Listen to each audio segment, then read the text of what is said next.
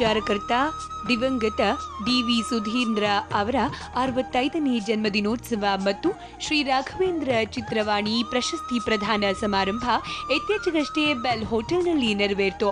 ಹಿರಿಯ ಸಂಗೀತ ನಿರ್ದೇಶಕ ಹಂಸಲೇಖ, ನಟ ಜಗ್ಗೇಶ್ ಮತ್ತು ವಾಣಿಜ್ಯ ಮಂಡಳಿಯ ಅಧ್ಯಕ್ಷ ಸಾರಾ ಗೋವಿಂದು ಈ ಬಾರಿಯ ಪ್ರಶಸ್ತಿ ಪ್ರದಾನ ಸಮಾರಂಭವನ್ನ ಉದ್ಘಾಟಿಸಿದ್ರು. ವಿಶೇಷ ಅಂದ್ರೆ ಈ ಬಾರಿಯ ಚಿತ್ರವಾಣಿ ಪ್ರಶಸ್ತಿ ಸಮಾರಂಭದಲ್ಲಿ ಡಿ.ವಿ. ಸುಧೀಂದ್ರ ಸಾಗಿ ಬಂದ ಹಾದಿ ಕುರಿತಾದ ಛಾಯಾಚಿತ್ರ ಪ್ರದರ್ಶನ ಏರ್ಪಡಿಸಲಾಗಿತ್ತು.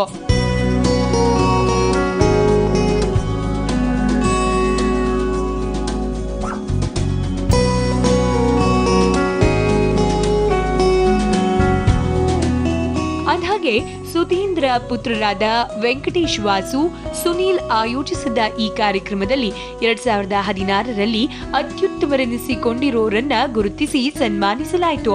ಈ ಪೈಕಿ ನಿರ್ಮಾಪಕರಾದ ಸಂದೇಶ್ ನಾಗರಾಜ್, ಗಾಯಕಿ ಲತಾ ಹಂಸಲೇಖ, ನಿರ್ದೇಶಕ ನಾಗಣ್ಣ, ಹಿರಿಯ ಕಲಾವಿದರಾದ ಆರ್.ಟಿ. ರಮಾ, ಡೆಂಗ್ರಿ ನಾಗರಾಜ್, ಸಂಗೀತ ನಿರ್ದೇಶಕ ಚರಣ್ ರಾಜ್, ನಿರ್ದೇಶಕರುಗಳಾದ ಹೇಮಂತ್ ರಾವ್, ವಿಜಯ್ ಪ್ರಸಾದ್, ರಾಮ್ ರೆಡ್ಡಿ ಈ ಬಾರಿಯ ರಾಘವೇಂದ್ರ ಚಿತ್ರವಾಣಿ ಪ್ರಶಸ್ತಿಯನ್ನ ಪಡೆದುಕೊಂಡ್ರು.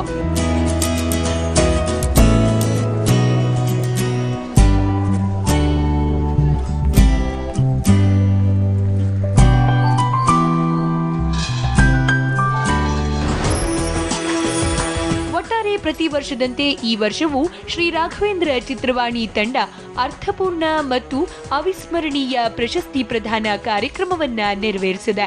ಇದು ಹೀಗೆ ಮುಂದುವರಿಲಿ, ರಾಘವೇಂದ್ರ ಚಿತ್ರವಾಣಿ ಉದ್ಯಮದ ಜೊತೆಗೆ ಸದಾ ಇರ್ಲಿ ಅನ್ನೋದೇ ನಮ್ಮ ಹಾರೈಕೆ. Entertainment bureau, TV9.